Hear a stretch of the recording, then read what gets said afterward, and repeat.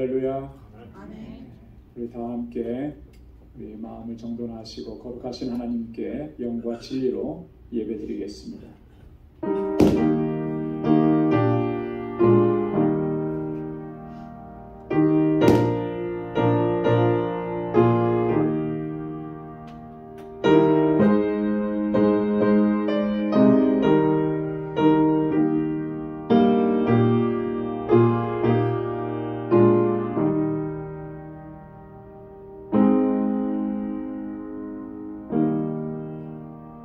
여호와의 산에 오를 자 누구며 그 거룩한 곳에 설 자가 누군고 곧 손이 깨끗하며 마음이 청결하며 뜻을 허탄한 데 두지 아니하며 거짓 맹세치 아니하는 자로다.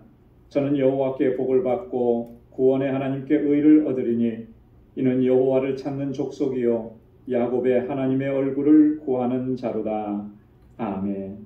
거룩하시고 자비로우신 아버지 하나님, 오늘도 주님의 은혜 가운데 저희들을 지키시고 보호해 주셨다가 이 저녁 주님의 보좌 앞으로 불러주시고 하나님을 경배하며 찬양하고 예배케 하심을 감사합니다.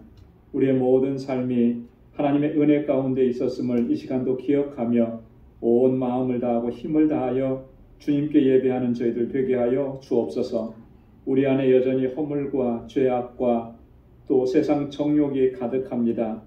주님의 십자가의 보혈로 우리를 깨끗하게 씻어주셔서 정결하게 하시고 거룩하게 하셔서 오늘 이 시간 주님께 드리는 이 예배 하나님 기뻐 받으시는 산 제사가 될 수 있도록 주님 역사하여 주옵소서. 우리 가운데 주님의 평강으로 덧입혀 주옵소서.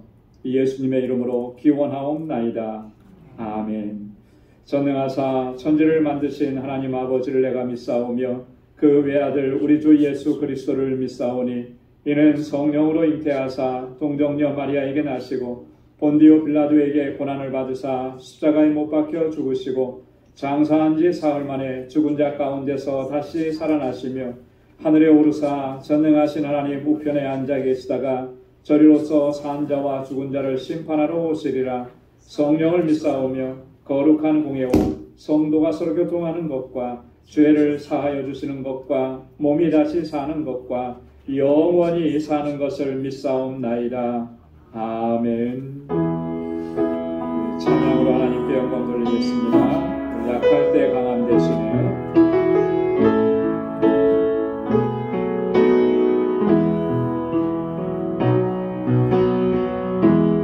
약할 때 강함 되시네.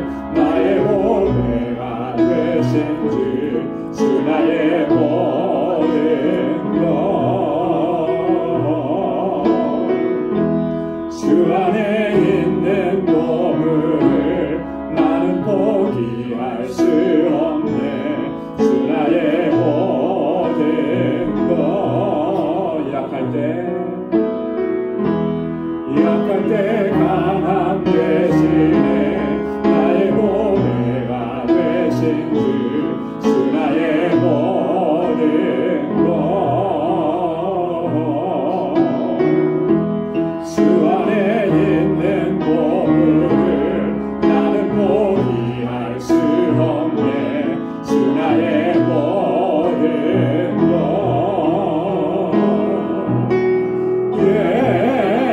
예수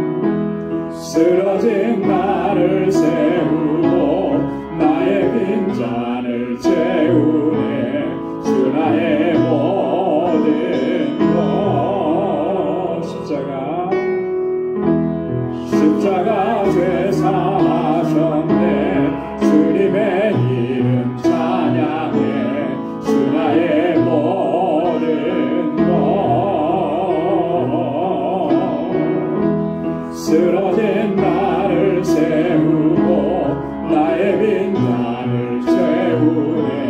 주 나의 모든 것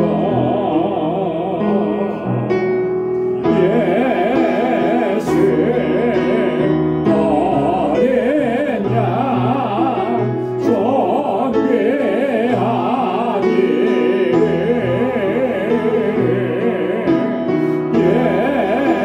예수 어린 양 존귀한 이름 예수 어린 양 예수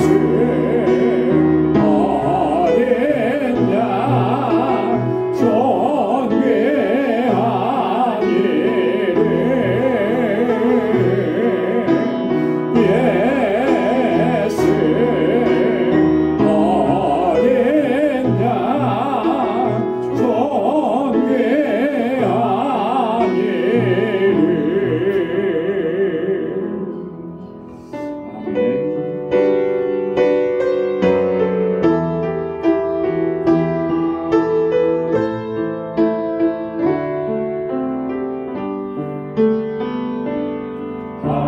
하나님의 사랑을 사모하는 자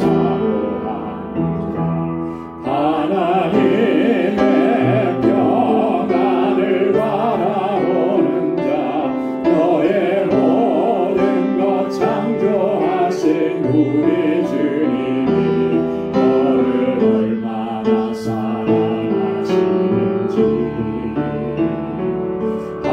하나님께 찬양과 경배하며 하나님의 선하심을 닮아가는 자 너의 모든 것 창조하신 우리 주님이 너를 자녀 삼으셨네. 하나님 사랑의 눈으로 너를 어느 때나 바라보시고 하나님인 자 함께로서 언제나 너에게 기울이시니 어두움에 밝은 빛을 비춰주시고 너의 작은 신음에도 응답하시니 너는 어느 곳에 있든지 주를 향하고 주만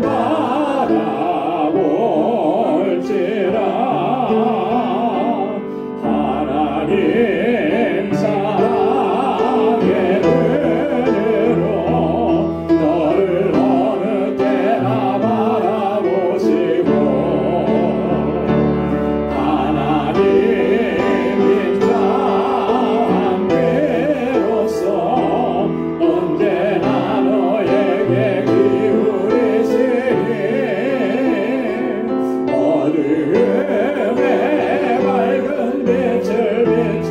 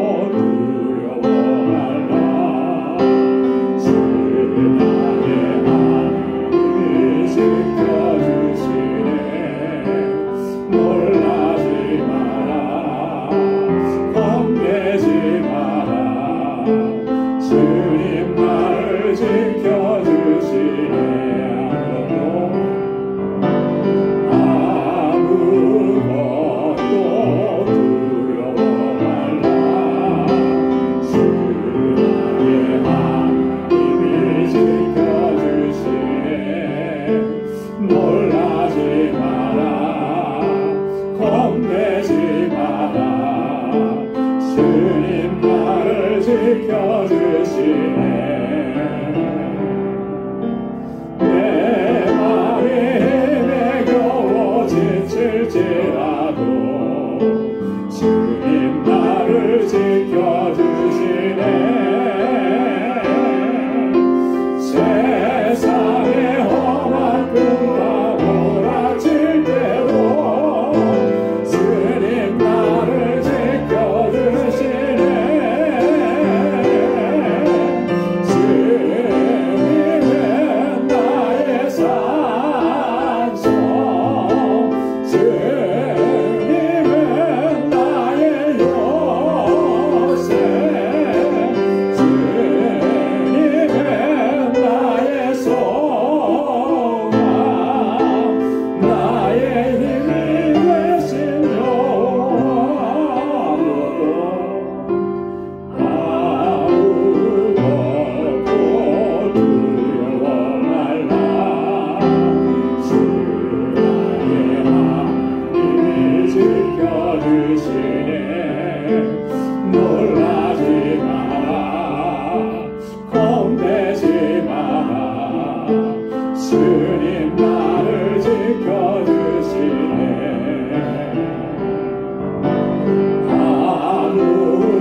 아무것도 두려워 말라.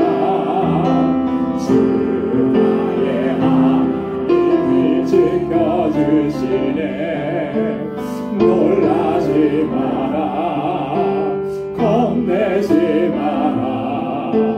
주님 나를 지켜주시네. 내 마음이 힘에 겨워 지칠지라도 주님 나를 지켜주시네. 세상의 험한 꿈과 몰아칠 때도 주님 나를 지켜주시네. 주님은 나의 산소, 주님은 나의 요새, 주님은 나의 소망, 나의 힘이 되신 여호와. 주님은 나의 산소, 주님은 나의 산소,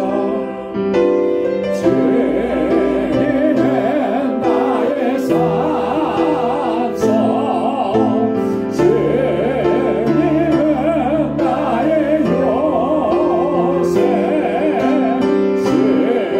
주님은 나의 소망, 나의 힘이 되신 여호와. 아멘. 우리 이 시간 다 같이 통성으로 함께 기도하겠습니다. 아무것도 염려하지 말라. 놀라지 말라. 겁내지 말라. 주님 나를 지켜주시고 나를 도와주시고 주님 나의 산성이시고 나의 요새가 되어주신다 그랬습니다. 우리의 모든 염려와 근심과 걱정 다 주님께 내어 맡기는 우리 모두가 되기를 소망합니다. 우리의 믿음을 더욱 견고하게 하시고 굳건하게 하시고 성령으로 충만하게 하시고 하나님을 예배하며 주님을 찬양하며 주의 이름을 높이며 하나님의 자녀답게 살아갈 수 있도록 도와주옵소서. 우리 방주교회를 위해서 주신 사명을 위해서 세워주신 직분자들을 위해서 이번에 피택되신 우리 11분 훈련받고 있는데 저희를 하나님께서 강건하게 붙잡아 주시도록 또 우리 공동체 지체들을 위해서 연약한 지체들 또 연약해서 주님 앞에 부르짖는 그 기도를 하나님 들어주시고 하나님 치유의 역사를 허락해달라고 우리 선교지를 위해서 알라메다 방주교회를 위해서 오늘 이 시간 가지고 나온 우리의 간절한 기도의 제목 우리 다같이 통성으로 하나님 앞에 아뢰겠습니다.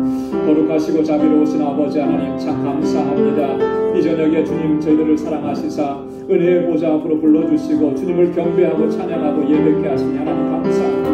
세상에 살면서 하나님 우리의 영혼이 상처입고 찢기고 낙심되고 절망되는 일들이 너무나 많았고 아버지 하나님 주님의 뜻대로 순종하지 못하고 내 의지대로 내 욕심대로 육신의 정욕을 쫓아서 살았던 저희의 삶이 있으니 하나님 이 시간 주님 앞에 고백하오니 주여 용서하시고 주의 보혈로 씻어주시고 다시 정결하게 하시고 아버지 하나님 주님께로 더 가까이 나아갈 수 있도록 도와주옵소서.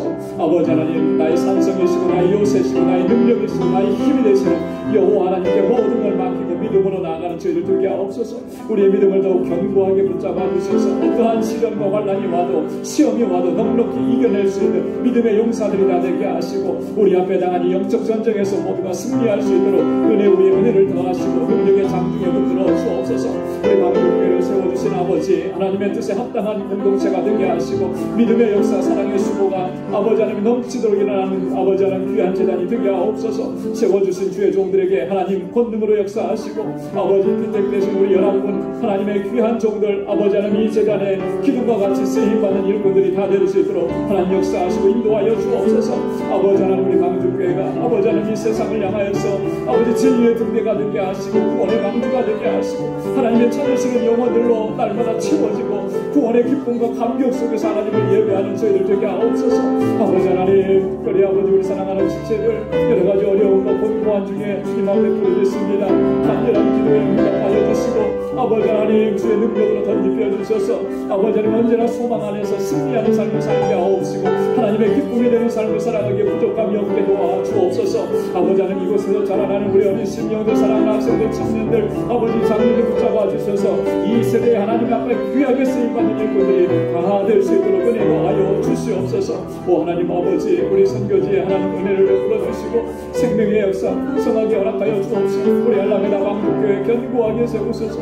그 지역의 영혼들을 주님 앞으로 인도하는 귀한 공동체 되게 하시고 아버지 하나님 우리 동역하는 모든 사역자들에게 능력과 권능을 던집혀 주옵소서. 오늘도 주님 앞에 나왔습니다. 간절하게 간구하고 기도합니다. 주의 종들의 기도에 하나님 선하신 응답을 허락해 주셔서 매일매일의 삶이 하나님 은혜 가운데 살아가고 아버지 하나님과 동행하는 삶을 살게 하시고 주님의 임재를 경험하는 복된 삶이 되게 하여 주시옵소서. 오늘도 말씀 앞에 세워주셨으니 감사합니다. 주의 말씀으로 우리를 새롭게 하여 주시고 아버지 말씀에 의지하여 살아가는 저희들 되게 하시고 새로운 결단과 각오로 이 시간 주님 앞에 설 수 있도록 은혜 허락하여 주시옵소서. 주님 함께 하실 줄로 믿습니다. 모든 감사와 찬양과 영광을 아버지 앞에 올려드립니다. 예수님의 이름으로 간절히 기도드리옵나이다. 아멘. 아멘. 할렐루야. 선하신 응답을 허락해 주실 줄로 믿습니다. 우리 이 시간 하나님의 말씀 같이 상고하는 시간 갖겠습니다. 오늘 묵상할 하나님 말씀은 고린도후서 제11장 16절에서 마지막 절까지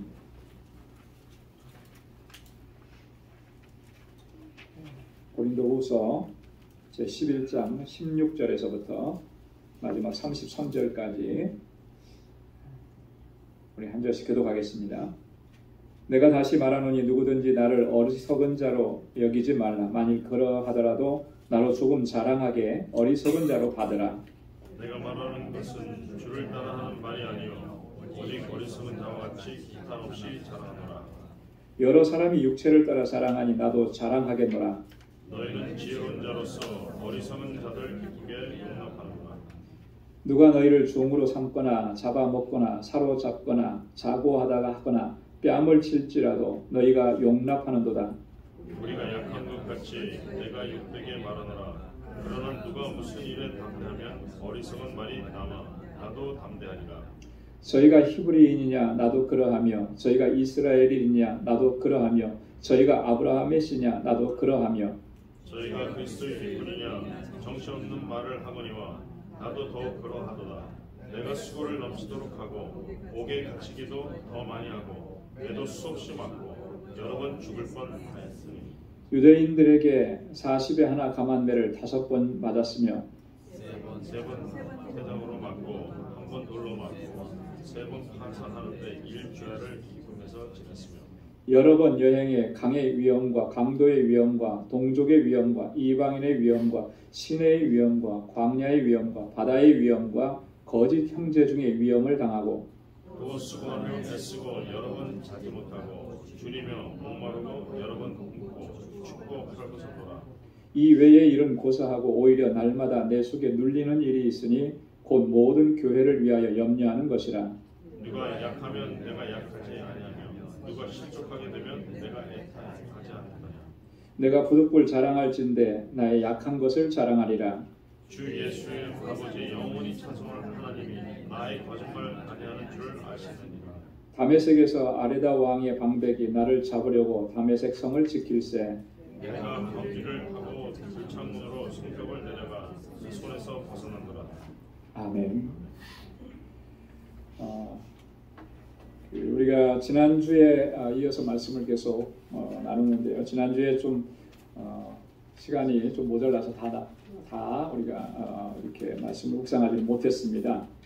그 16절부터 21절까지 있는 말씀이 이제 지난주에 계속 이어지는 말씀이었는데 여기 그 본문의 말씀을 보면 바울이 좀 바울답지 않은 그런 느낌을 받는 모습을 좀 보여주거든요. 바울이 어디에서나 자기를 이렇게 자랑하고 자기를 드러내고 내가 이런 사람이다, 내가 이런 일을 했다 이렇게 얘기했던 적이 한 번도 없어요, 사실은. 그런데 유독 지금 이 고린도후서 11장에 와서는 이제 그런 부분들을 많이 얘기를 해요. 왜 이런 얘기를 한다고 했죠? 바울이 자기를 자랑하는 것 같아요. 왜 이런 얘기를 했을까요? 우리가 이거를 조금 이해하고 본문을 좀 묵상하는 게 좀 도움이 많이 될 것 같아요. 바울이 괜히 이렇게 하는 거 아니거든요. 괜히 이렇게 하는 게 아니고 당시 그 고린도 교회 안에 침투에 들어왔던 그 거짓 사도들, 이 고린도 교회 성도들을 미혹해 했던 이런 사람들이 그런 거예요. 자신들의 어떤 특권, 자신들이 가지고 있는 어떤 특별함, 이런 것들을 자꾸 얘기하면서 우리는 하나님께서 우리를 보낸 사람들이고 사도고 교사들이기 때문에 우리에게는 이런 것들이 있다. 그러면서 이제 고린도 교회 성도들을 현혹시킨 거죠. 그러면서 바울은 봐라 그런 게 없지 않냐. 그러니 바울이 진정한 사도가 아닌 게 분명하다. 이러면서 바울을 비난하고 바울을 정죄하고 그러면서 이제 고린도 교회 성도들을 이렇게 혼란스럽게 만드는 거예요. 그런데 거기에 고린도 교회 성도들이 많이 넘어간 거예요. 유혹을 당한 겁니다. 그러니까 바울에 대한 그 생각이 좀 많이 달라지겠죠. 덩달아서 바울을 비난하고 또 바울을 정죄하고 고린도 교회가 참 어려운 상황이 된 거예요. 우리가 고린도전서 고린도전서를 처음 시작할 때도 고린도 교회의 가장 큰 문제가 뭐라 그랬죠? 고린도 전서를 시작한 지가 하도 오래돼가지고 다 기억이 안 나죠. 고린도 교회의 가장 큰 문제는 뭐냐면 분파 문제예요. 파당의 문제예요. 그죠? 사분오열된 거예요. 교회가 나는 바울파, 나는 게바파, 나는 그리스도파 이렇게 해가지고 나는 아볼로파 해가지고 다 파가 나눠져 버린 거예요. 여러분 이 어느 공동체나 참 이렇게 되면은 그 공동체가 건강할 수가 없는 거죠. 그죠? 어떤 이슈가 하나 딱 생겨버리면 사분오열로 다 갈라져 버리게 되는 거예요. 이게 굉장히 위험한 거예요. 이게 고린도 교회가 사실 그런 상황에 처한 건데 그렇게 됐던 결정적인 요인 중에 하나가 이 고린도 교회, 바울이 떠나고 나서 고린도 교회에 들어왔던 침투에 들어왔던 이 거짓 사도들, 거짓 교사들, 거짓 선지자들이 그렇게 만들어 버린 거예요. 그런 게 아주 심각했다라고 하는 것이죠. 그래서 바울은 그들이 지금 주장하고 자랑하고 이런 것들이 고린도 교회 성도들이 그 부분을 굉장히 대단하게 이렇게 보는데 그거 대단한 거 아니라는 거죠. 그리고 우리가 그런 거 자랑하는 거 그게 어리석은 일이다라고 하는 거를 얘기하는 거예요. 근데 이게 이제 쉬운 일이 아니에요. 그렇죠? 눈에 보이는 거는 그 사람이 그런 것 같은데 이쪽에는 바울의 편에서 눈에 안 보이니까 그러면 사람들은 어떻게 어느 부분을 따라가겠습니까? 당연히 눈에 보이는 쪽을 따라가겠죠. 이 사람에게서 이런 게 있고 저런 게 있고 하니까 그쪽을 따라가는. 그러니까 바울이 어쩔 수 없어서 할 수 없어서 나도 부득불 자랑하겠다 하는 거예요. 그러면서 이제 하는 내용이 오늘 본문에 있는 이런 내용입니다. 그래서 보면은 사실 어떻게 보면 참 바울답지 않아요. 바울답지 않지만 이 고린도 교회 안에 이런 심각한 문제를 해결하기 위해서, 그리고 고린도 교회 성도들을 바로 잡고 바로 인도하기 위해서 부득이하게 바울이 자신이 저들과 비교해서 결코 뒤지지 않는다. 더 나으면 나았지 뒤지지 않는다. 또 수고도 더 많이 수고했으면 했지 내가 덜 수고하지 않았다. 얼마나 복음을 전하고 얼마나 고린도 교회 성도들이 믿음 안에 서게 하기 위해서 선교를 하면서 얼마나 많은 고난과 고초와 어려움을 당했었는지 이런 부분들을 자세하게 지금 여기서 이야기하고 있는 것입니다. 그래서 16절부터 21절까지 이 말씀에서는 그런 거예요. 좀 나를 16절에 보니까 좀 어리석은 자로 여기지 말아달라 이렇게 얘기하면서 또 내가 좀 자랑할 수 있게 어리석은 자로 좀 받아달라 이렇게 얘기하는 거예요. 자, 이게 이제 16절에 있는 말씀을 좀 쉬운 말로 번역을 한 공동번역 성경에는 이렇게 번역을 했습니다. 만일 어리석은 사람이라고 생각되거든 그런 사람으로 쳐주어도 좋습니다. 그러면 나는 어리석은 사람으로서 좀 자랑할 수 있겠습니다. 무슨 말씀인지 좀 이해가 되죠? 여러분들이 나를 어리석은 자로 생각해줘도 좋습니다. 여러분들이 만약에 나를 어리석다고 생각한다면 저는 좀 마음이 좀 편하겠습니다. 그럼 내가 마음껏 자랑하겠습니다. 내 얘기를 좀 하겠습니다. 이런 얘기를 한 거예요. 사실 바울은 지금까지 바울이 계속 권면하고 권고했던 논지의 핵심은 뭐냐면 자랑한다라고 하는 거, 육신적인 이런 것들을 자랑하는 거, 그거 참 어리석은 일이다 이렇게 강조했죠. 그렇죠? 만약에 자랑해야 된다면 어떻게 자랑하라 그랬어요? 뭘 자랑하라 그랬습니까? 주 안에서 자랑할지니라 그랬어요. 그죠? 우리가 자랑할 것이 있다면 유일하게 한 가지는 주님에 대한 자랑이라는 거예요. 예. 자, 그런데 그러지 않고 육적인 것들, 육신적인 것들, 눈에 보이는 것들, 이런 것들을 자랑하니 내가 나를 생각해도 어리석어 보인다. 이렇게 얘기를 하는 거예요. 그렇죠. 여러분 그렇습니다. 내가 뭐 많이 가진 거, 내가 뭐 많이 배운 거, 뭐 이런 거 가지고 내가 뭐 굉장히 대단한 사람인 것처럼 자랑하는 거, 글쎄요, 누군가는 그걸 부러워할지도 모르겠지만 신앙 안에서, 믿음 안에서는요, 그거 자랑하는 것만큼 어리석은 게 없어요. 그죠? 지난주에도 우리가 살펴봤듯이 예레미야 17장에서 하나님께서 뭐라고 말씀을 하셨습니까? 이런 거 자랑하지 말라. 뭐예요? 용맹한 사람은 용맹을 자랑하지 말고, 그죠?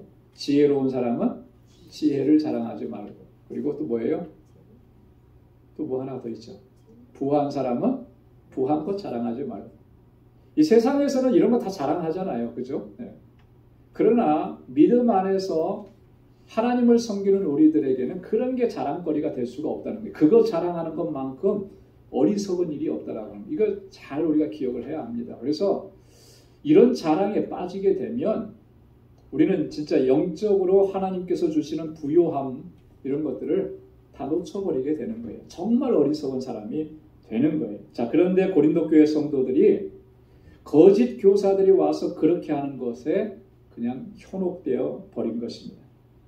자, 17절에 보니까 내가 말하는 것은 주를 따라 하는 말이 아니요. 아주 명확하게 얘기하잖아요. 지금 내가 좀 자랑하겠는데 이거 주를 따라 하는 말이 아니다. 무슨 말입니까? 주님의 명령과 주님의 뜻에 따라서 하는 말이 아니다라고 하는 거예요.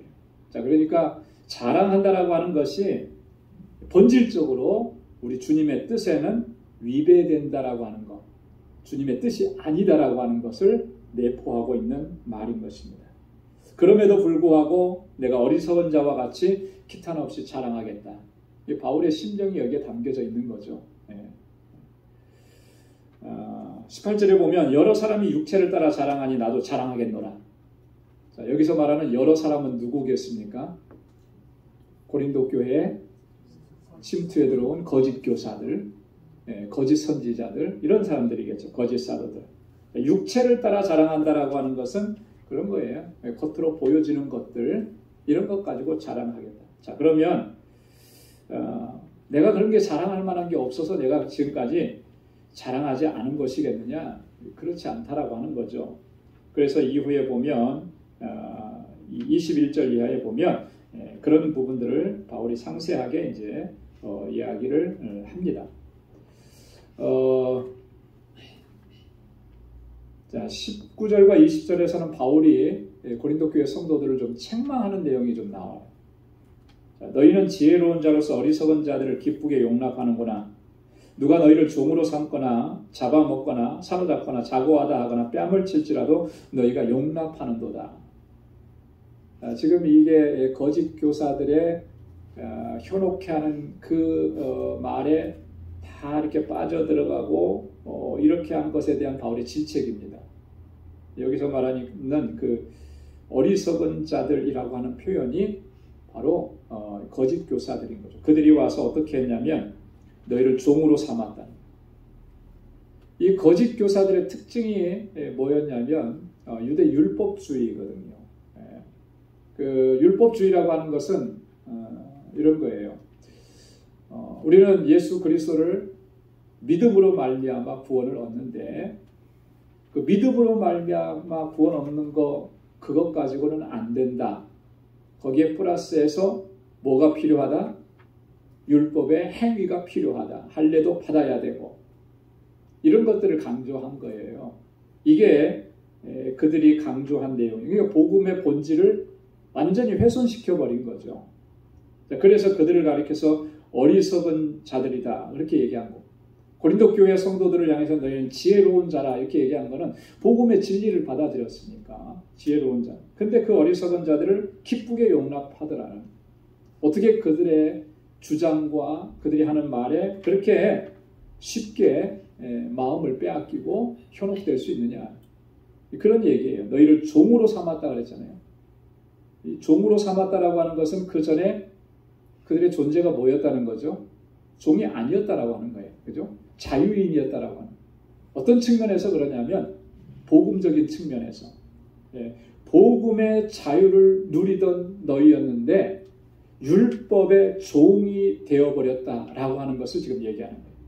예수님은 율법을 완성시키시고 율법의 정죄로부터 우리를 자유케 하고 그렇게 해서 하나님의 주시는 은혜 안에서 우리가 하나님의 자녀가 되게 하셨는데 다시 또 예전으로 돌아가서 율법의 종이 되어버리는 이런 것들을 그냥 용납해버린 거예요.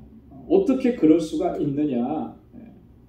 그들은 와서 너희를 잡아먹고, 이 잡아먹는다라고 하는 말은 수단과 방법을 다 동원해가지고 물질적인 그런 어떤 경제적인 착취를 한 거, 이런 것들을 얘기하는 거예요. 사로잡고, 이 사로잡았다라고 하는 것은 정신적으로 지배를 했다라고 하는 거죠. 정신적으로 확 지배를 해버린 거예요. 요즘에 그 정신적으로 이렇게 딱 지배해버리는 현상들, 이런 걸 뭐라 그러죠? 신조, 가스라이팅이라고 그러죠. 그죠? 가스라이팅. 한 사람에 대해서 집중적으로 부정적인 얘기를 하면서 그 얘기를 들은 사람은 내가 그런 사람인 것처럼 그냥 행동을 하고 따라가게 만들어버려요. 정신적으로 지배를 하는 거거든요. 이런 일들이 종종 일어나요. 어떤 뉴스나 이런 걸 봤을 때 어떻게 저만큼 공부하고 배운 사람이 저렇게 성인이 어떻게 저런 행동을 할 수 있을까? 근데 보면은 그렇게 행동을 하게끔 한 그 사람에게 정신적으로 지배를 당한 거예요. 거기를 벗어나지를 못하는 거죠. 영적으로도 그런 일들이 여러분 수없이 많이 일어납니다. 그 사이비 이단들이 가장 많이 사용하는 방법이 이런 방법인 거예요. 그죠? 어떻게 저 사람이 저렇게 건전하고 뭐 정말 상식적인 사람이 어떻게 저런 이단이나 사이비에 빠져서 저렇게 갈 수 있을까? 그 정신적으로 지배를 당한 거예요. 사로잡혀 버린 거죠. 그러니까 그게 진리고 그게 진짜고 그게 참인 줄 알고 그냥 목숨을 걸고 그렇게 가는 거예요. 이게 정말 무서운 거죠. 그런 걸 얘기하는 거예요. 뺨을 칠지라도 그랬잖아요. 너희에게 그런 어떤 모욕감을 안겨주는 그런 행위들, 이게 다 거짓 교사들이 한 것들인데 그런 것들을 다 너희가 기쁘게 용납하는구나. 그걸 다 받아들였구나. 이게 얼마나 심각한 문제냐라고 하는 것을 바울이 지적하면서 그들을 책망하는 것입니다. 그래서 내가 부득불 이렇게 자랑할 수밖에 없고 이런 이야기를 할 수밖에 없다라고 하는 거예요. 21절에 보니까 우리가 약한 것 같이 내가 욕되게 말하노라. 그러나 누가 무슨 일에 담대하면 어리석은 말이나마 나도 담대하리라. 욕되게 말하리라 그랬잖아요. 이 욕되게 말하리라고 하는 것은 이런 거예요. 자랑한다는 것 자체가 이게 옳은 게 아닌데 어리석은 건데 내가 지금 그것을 말할 수밖에 없다라고 하는, 그래서 그 의미를 내가 욕되게 말한다 이렇게 표현을 하는 것입니다. 그래서 어리석은 말이나마 나도 어떻게 하겠다고요? 담대히 말하겠노라 이렇게 이야기합니다. 자, 그래서 이제 이후에 본격적으로 바울이 그동안의 복음의 사역을 감당하면서 본인이 겪었던 그런 일들을 상세하게 설명을 합니다. 그래서 22절 이하의 말씀을 보면 바울이 자랑하고 또 수고하고 했던 것들을 이야기해요. 자, 저희가 히브리인이냐 나도 그러하며 그랬습니다. 여러분, 이 히브리인이라고 하는 것에 대한 유대인들은 자부심이 굉장해요. 그죠? 유대인들의 자부심은 정말 대단한 것 같아요. 어느 민족보다도 뛰어난 것 같아요. 근데 히브리인이라고 하는 이 말은요, 원래 아브라함이 이 유브라데 강을 건너서 이 가나안 땅으로 들어올 때 그때 가나안 땅에 살던 사람들이 붙여줬던 이름이 이제 히브리 사람이다. 히브리라고 하는 말은 원래 어떤 의미냐면 건너편에, 저편에서 온 사람 이런 뜻이에요. 사실 가나안 사람들의 입장에서는 아브라함은 이방인이에요. 이방인. 그죠? 어디 알지도 못하는 유브라데강 건너편에서 사는 동네에서 온 사람들, 그 사람을 지칭하는 말이 히브리인이다라고 하는 말이에요. 자, 그게 이제 이 이스라엘 백성들의 정체성을 이렇게 담아두는 그런 말이 된 거죠. 그래서 이스라엘 유대인들은 이 히브리인이라고 하는 것에 대해서 굉장한 그런 자부심이 있다라고 하는 거예요. 그래서 현대적인 의미로는 그 히브리인이라고 하는 말은 지금 현재 이스라엘 백성들이 지금 살고 있는 이스라엘이라고 하는 나라, 그 팔레스틴 지역이죠. 거기에서 살면서 그 팔레스틴의 문화적 배경을 가지고 있는 그런 유대인들, 이런 사람들을 지칭하는 말로 표현을 한 겁니다. 자, 이 부분이 얼마나 강조되는 부분이었으면 바울이 이걸 제일 먼저 얘기하죠. 저 사람들만 히브리인이냐? 나도 히브리인이다. 사실은 히브리인이라고 얘기했을 때 바울은 조금 다른 개념을 가지고 있죠. 어떤 면에서 좀 차이가 있나요? 자, 예루살렘에서 있던 유대인들하고 바울하고는 좀 차이가 있어요. 어떤 차이가 있을까요? 같은 히브리인이고 유대인인데 좀 차이가 있잖아요. 네, 바울에게는 로마 시민권이 있죠. 그죠? 로마 시민권이 있다라고 하는 말은 무슨 말이에요? 디아스포라 유대인이라는 얘기예요. 그죠? 예루살렘의 배경을 가지고 있지 않고, 그래서 바울은 출생지가 어디입니까? 길리기아 다소라 그래요. 다소. 소읍이 아닌 다소라고 하는 도시는 굉장히 큰, 우리말로 다소 하면 뭐죠? 많고 적음 뭐 이런 뜻인데 그런 의미가 아니고 지명 이름이에요. 그러니까 바울은 디아스포라 유대인이에요, 사실. 자, 그렇기 때문에 이 예루살렘의 근거지를 둔 유대인들에게는 사실 무시를 당하고 멸시를 당하는 면이 없잖아 있었던 것이죠. 그러나 유대인들은 그래요. 어느 지역에서 살든지 그게 중요한 게 아니고 혈통적으로 얼마나 순수하게 유대의 혈통을 지녔느냐, 이것이 진정한 유대인이냐를 결정해 주는 거예요. 그래서 지금도 보면 수많은 디아스포라 유대인들이 있잖아요. 그죠? 미국에 있는 유대인들은 뭐 어떤 세계 경제를 움직이고 뭐 이러는 사람들. 이런 사람들이 다 어떤 정통적인 그 유대의 혈통을 자랑하고 이제 그런 것을 주장하고 그렇게 하는 거예요. 지역적으로 보면 팔레스틴에 지금 살고 있지 않죠. 그런 걸 따지면 지금 예루살렘에 사는 사람들이 정통인 거예요. 근데 그렇게 보지를 않는 거죠. 네.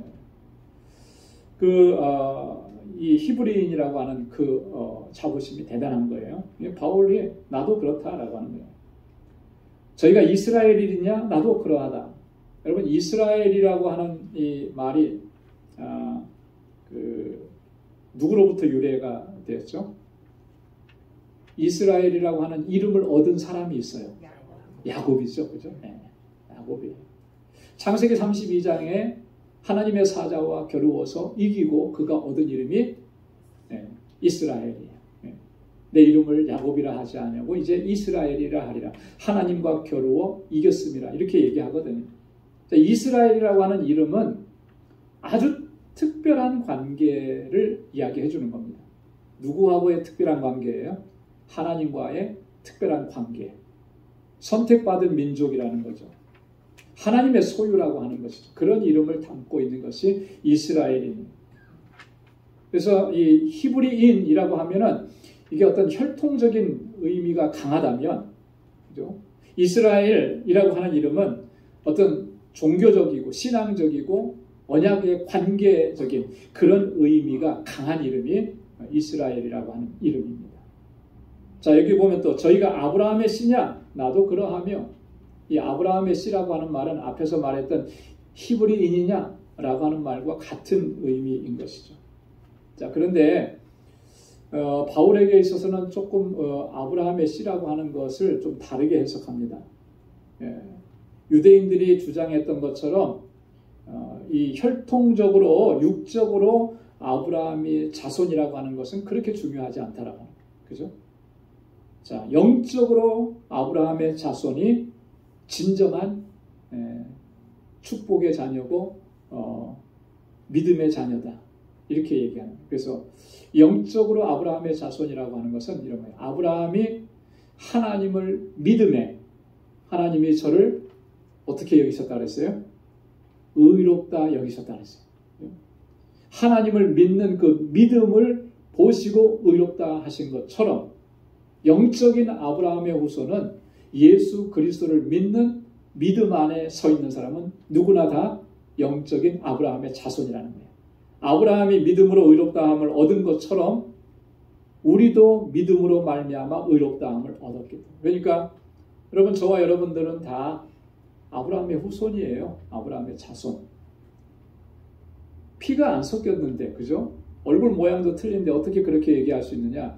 바울의 로마서에서 바울의 논지로 보면 믿음 때문에 그런 거예요. 믿음으로 말미암아 우리가 의롭다함을 얻었기 때문에. 그것이 아브라함과 우리와 뭐예요? 같은 거라는 거죠. 같은 거라는 거예요. 자, 바울이 이제 이러면서 히브리인이냐 이스라엘인이냐 이 아브라함의 씨냐 나도 그렇다. 이렇게 얘기를 하는 거죠. 자, 그러면서 23절 이하에 보면 그 복음을 전하고 선교의 사명을 감당하면서 수고하고 또 희생했던 부분들을 이야기합니다. 23절에 보면 내가 수고를 넘치도록 하고, 바울은 충분히 이렇게 얘기할 만한 것 같아요. 그죠? 우리는 사실 이렇게 얘기하기가 좀 부끄럽죠. 주님을 위해서 얼마만큼 우리가 수고했는지 잘 모르지만 얼마나 당당하게 얘기할 수 있을지 우리는 저는 그런 것 같아요. 그렇게 말하기가 말할 수 없을 것 같아요.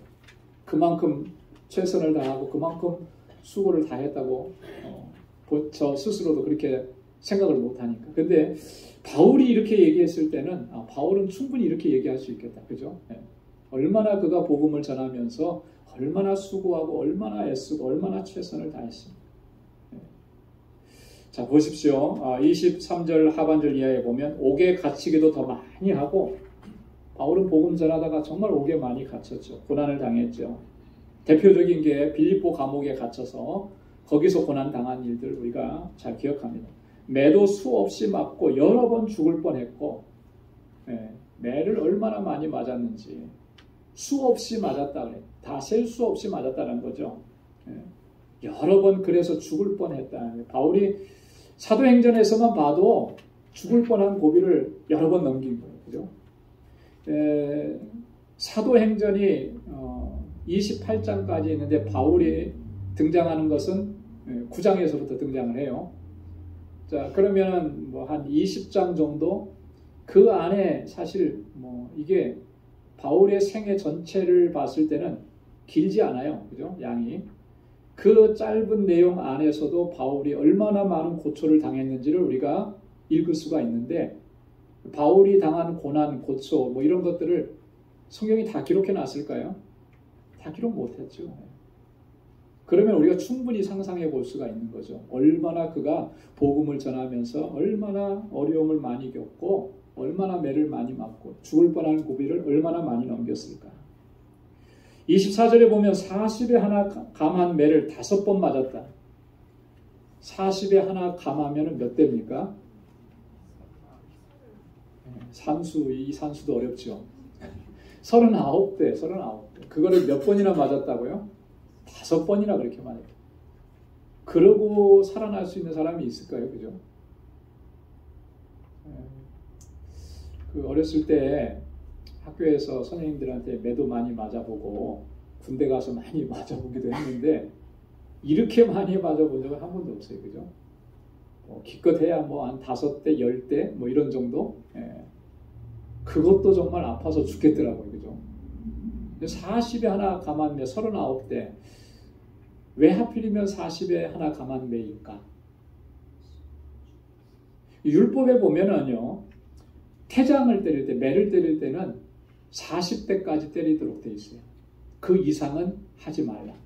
아주 하나님께서 율법을 통해서 어떤 죄를 졌든지 태형을 가할 때는 그렇게 하라. 왜 그러냐면 40대가 넘어서게 되면 신명기 25장 3절에 보니까 그걸 넘겨 과하게 때리면 내가 내 형제로 천히 여김을 받게 할까. 목숨이 달린 것도 중요하지만 또 저 사람을 비참하게 만드는 거라는 거죠. 그래서 그렇게 하면 안 된다. 그래서 실제로 유대 사회에서는요 그랬대요. 이게 40에 하나 감한 매라고. 왜 40대까지 안 때리고 39대까지 때렸을까? 때리는 사람은 몇 대를 때렸는지 잘 몰라요. 그죠? 근데 그걸 헤아리는 사람이 옆에 있대요. 우리 옛날에 사극에 보면 곤장 때릴 때 그러잖아요. 하나요 하고 딱 때리고 그러잖아요. 근데 이게 실수해가지고 40대를 넘어가게 되면 율법을 어기는 게 되는 거잖아요. 그죠? 유대인들은 율법을 어기는 거에 대해서 굉장히 민감합니다. 그래서 자 그렇게 실수해서 넘어가더라도 40이 넘지 않도록 하기 위해서 39대까지 그렇게 때렸다는 거예요. 그래서 13대를 때리고 한번 쉬고 또 13대를 때리고 한번 쉬고 또 13대를 때리고 그렇게 13번씩 3번 그렇게 한 거예요. 이게 바울이 지금 그거 얘기하는 거예요. 이거는 뭐 생각하기도 싫죠. 얼마나 끔찍했을지. 예. 자 그리고 25절에 보니까 3번 태장으로 맞고 매를 맞았는데 또 이번에는 태장으로 맞았대요. 이게 뭐가 다른 걸까? 뭐가 다른 걸까? 때리는 방식에 의해서 다르게 구별이 된다 그러더라고요. 이 태장으로 맞는다라고 하는 것은 역사적인 기록에 의하면 그런 거예요. 여러분 패션 오브 더 크라이스트 보셨잖아요. 그죠? 예수님이 채찍 맞으실 때 어떻게 맞으셨나요? 어떤 채찍에 맞으셨죠? 이렇게 가죽으로 이렇게 끈이 있으면 그 끝에다가 뭘 달았죠? 납덩어리 같은 쇳덩어리를 달은 거예요. 그걸로 이렇게 딱 치면 이 살점이 뜯어져 나가는 거죠. 그렇게 때리는 것을 태장이라고 얘기합니다. 그러니까 바울이 몸이 성한 곳이 없는 거죠. 40에 하나 감한 매를 5번이나 맞았었고 그럼 거의 8, 90%는 죽은 거나 다름이 없잖아요. 예수님이 십자가 달리시기 전에 맞으셨던 그런 태장을 또 3번이나 맞았고 25절에 보면 한 번은 돌에 맞고 3번은 파선했는데 일주일을 기품에서 지내며 저는 제일 무서운 게 이거예요. 파선한다라고 하는 거. 제가 좀 물에 대한 공포증이 있어요. 배를 타고 간다거나 다리를 지나간다거나 그러면 이제 그런 공포가 있어요. 왜냐하면 어렸을 때 물에 빠져서 죽을 뻔한 적이 한 번 있었거든요. 그때 이후로는 제가 물이 별로 좋지 않아요. 일단 허리 위로 올라가는 물은 제가 절대 안 들어가고 그 물이 좀 두렵더라고요. 파손한다는 게 저는 사실 제일 무서운 것 같아요. 근데 그런 일들을 3번이나 당했고 우리 사도행전 27장에 보면 바울이 로마로 호송되어 갈 때 그죠? 그 유라굴로라고 하는 태풍을 만나게 되죠.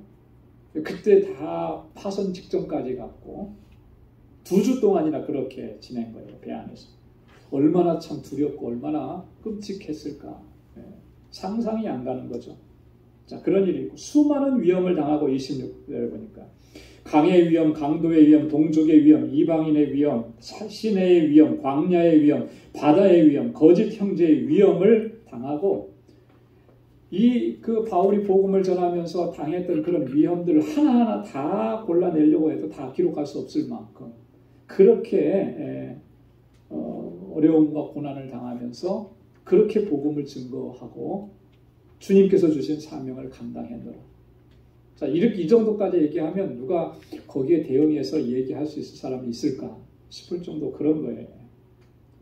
27절에 보면 또 수고하고 애썼다. 여러 번 자지 못하고 줄이고 목마르고 여러 번 굶고 춥고 헐벗었노라. 글로 써놓으니까 이게 한 줄이죠. 그죠? 글로 써놓으니까 한 줄이고 우리는 쉽게 넘어가죠. 이거 하나하나만 생각해 보면 이게 얼마나 참 고통스럽고 힘들고 고난이었고 그랬을까. 오직 그리스도의 명령을 받들어서 복음을 전하는 일을 위해서 이런 일들이 수없이 많이 본인에게 다가왔지만 주님께서 감당하라고 하신 그 사명을 감당하기 위해서 이런 일들도 다 겪고 감당했다라고. 근데 바울이 28절과 29절에 그러잖아요.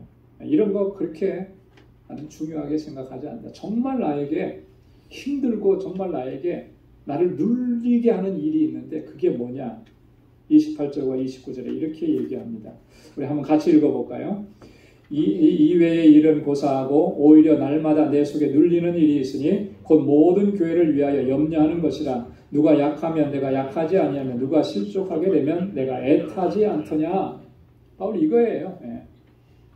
내 몸에 찢겨져 나가는 거 그거 그렇게 나 그거 중요하게 생각하지 않는다는 거죠.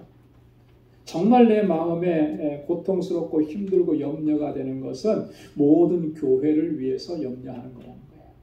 자, 누군가가 정말 실족되었다는 얘기를 들었을 때 너무나 고통스럽고 힘들다는 거죠. 이 교회가 분파가 생겼다라고 하는 소식을 들었을 때 마음이 너무 아팠다라고 하는 거죠. 누가 믿음에서 떠났다거나 거짓 교사들이 들어와서 이 고린도 교회를 이렇게 혼란스럽게 만든 것을 이런 이야기를 들었을 때 그게 더 고통스러웠다라고 하는 거예요. 정말 바울이 어떤 심정을 가지고 교회를 목회했고 복음을 전했고 또 성도들을 위해서 기도했는지 그가 무엇을 가지고 그렇게 노심초사했는지를 단적으로 보여주는 장면이 바로 이거예요. 누가 약하면 내가 약하지 아니하더냐. 누가 실족하게 되면 내가 애타하지 않더냐. 이 마음이거든요. 이 마음. 우리 공동체 안에서 같이 믿음 생활하면서 우리가 정말 회복해야 될 마음은 바로 이런 마음인 줄로 믿습니다.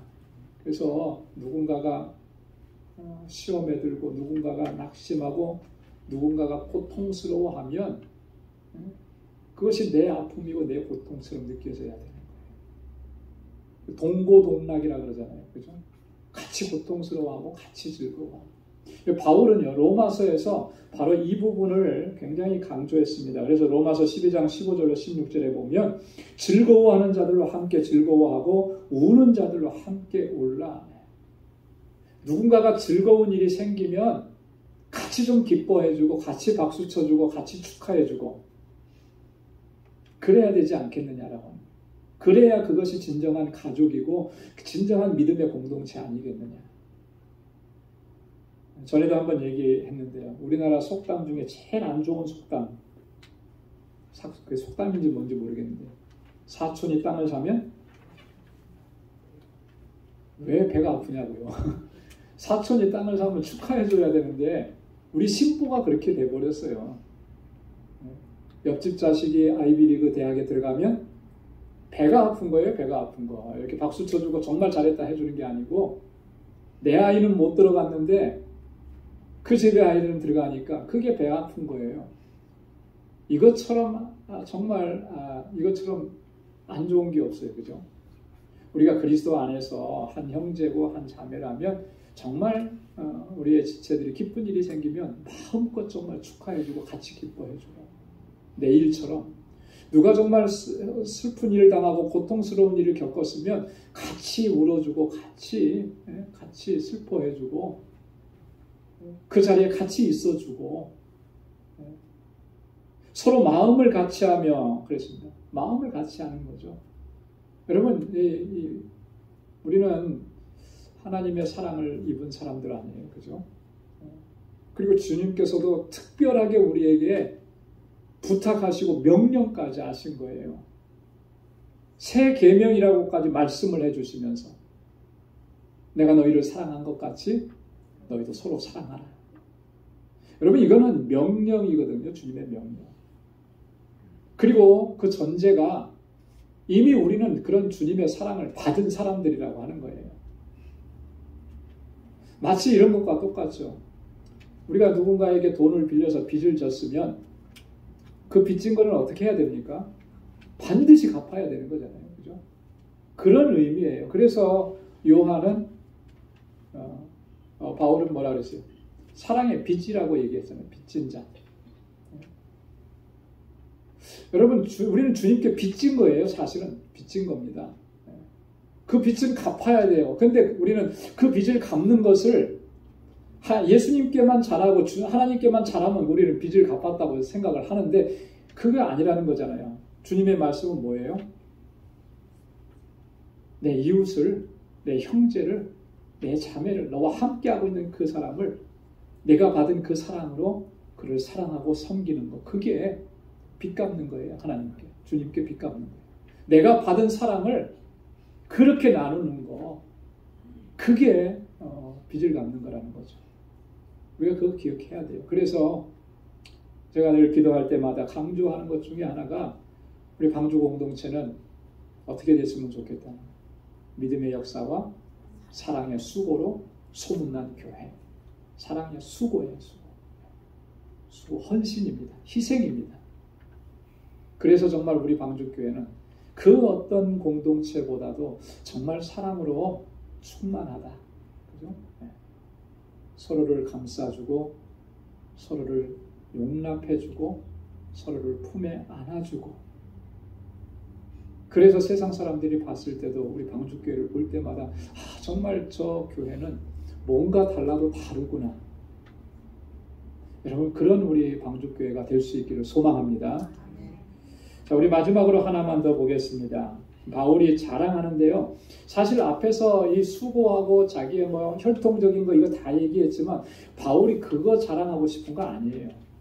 결코 그게 자랑하고 싶은 게 아닙니다.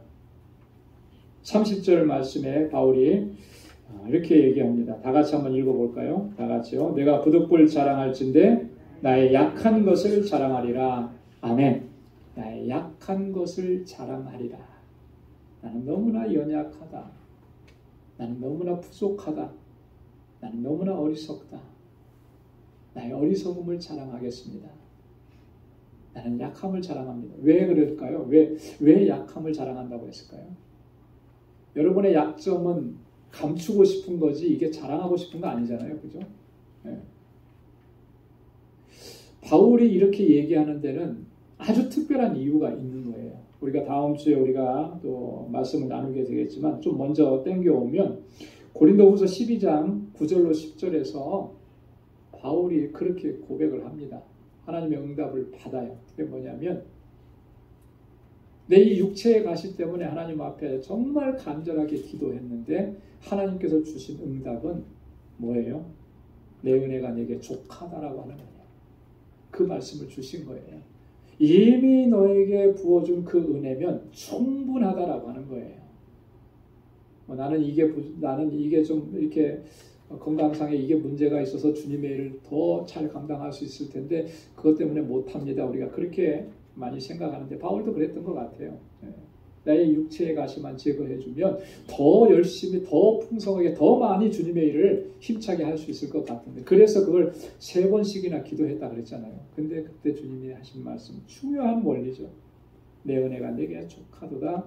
이런 내 능력이 약한 데서 온전하여짐이라.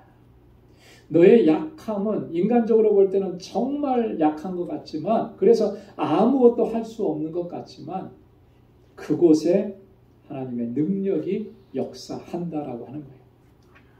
우리가 일반적으로 생각하는 것과는 많이 다르잖아요. 그죠? 우리는 많이 가져야 많이 할 수 있다고 생각을 하죠. 많이 배워야 많이 할 수 있다고 생각을 하죠. 권세를 많이 누려야 더 영향력 있게 뭔가를 할 수 있다고 생각하죠. 이건 너무나 인본주의적인 생각이에요. 그 인본주의적인 생각 안에는 하나님의 능력이 하나님의 역사하심이 들어갈 자리가 없는 거죠. 그런 모습들을 우리가 내려놔요. 바울이 그거를 깨달은 거예요. 주님의 음성을 듣고 깨달은 거죠. 그래서 나는 나의 약함을 자랑한다. 여러분 우리의 약함은 여러분 반드시 기억하십시오. 나의 약함은 하나님의 권능으로 역사하시고 능력으로 역사하시는 도구가 되는 겁니다. 나의 약한 것을 통해서 하나님은 강함으로 역사하시고 약한 자를 들어서 하나님의 능력의 종으로 사용하시고 내가 약하기 때문에 어떻게 합니까? 전적으로 하나님께 의지할 수밖에 없는 거죠. 내가 부족하기 때문에 어떻습니까? 나를 의지하는 게 아니라 하나님께 모든 것을 의지하고 의탁하고 맡길 수밖에 없는 거예요. 여러분 우리가 이러한 믿음의 자세를 회복할 수 있기를 소망합니다. 그래서 바울처럼 나의 약함을 자랑합니다. 왜냐하면 주님의 능력이 내 안에서 온전해지는 것을 내가 경험했기 때문입니다. 여러분 그렇게 고백하고 또 주님께서 주신 사명을 잘 감당할 수 있는 우리 모두가 될 수 있기를 주님의 이름으로 축원합니다. 기도하겠습니다. 하나님 아버지 감사합니다. 오늘 이 저녁에도 저희들을 사랑하셔서 하나님 이렇게 하나님을 경배하고 찬양하게 하시고 또 하나님의 말씀을 또 듣게 해주셔서 감사합니다. 오늘 사도 바울을 통해서 우리에게 들려주신 이 말씀들이 우리의 앞으로의 신앙의 여정과 또 주님께서 맡겨주시는 사명을 감당할 때 정말 중요한 기초가 되게 하시고 기준이 되게 하시고 우리의 믿음의 틀이 될 수 있도록 도와주옵소서. 오직 주님만 의지하고 주님만 자랑하고 주님의 이름을 높이고 주님께서 맡겨주신 사명을 능력 있게 감당하는 우리 방주의 권속들이 다 되게 하여 주옵소서. 그래야 어디서 무엇을 하든지 정말 주님의 이름을 높이고 하나님의 영광을 위해서 수고하고 헌신하는 신실한 종들로 저희들을 세워 주옵소서. 이제는 우리 주 예수 그리스도의 무한하신 은혜와 하나님 아버지의 크고 놀라우신 사랑과 성령의 위로 교통 충만하심의 역사가 나의 약한 것을 자랑하며 주님께 모든 걸 의탁하고 믿음으로 나아가기로 결단하는 우리 방주의 모든 믿음의 권속들과 저들의 가정과 직장, 생업의 터전과 학업 위에 이제로부터 영원까지 함께 하시기를 간절히 축원하옵나이다. 아멘.